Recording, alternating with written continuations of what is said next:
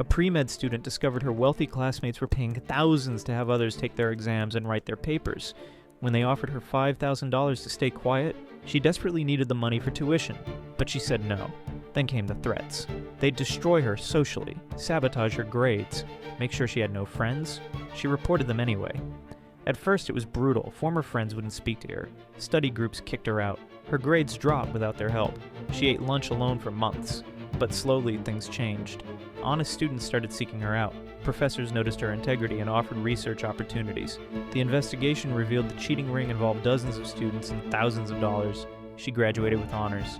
Her recommendation letters praised her character above everything else. Medical school accepted her immediately. Now she's surrounded by friends who value integrity over shortcuts, study partners who actually study. She could have stayed quiet and kept fake friends. Instead, she chose real respect over easy money. One honest decision changed her entire future.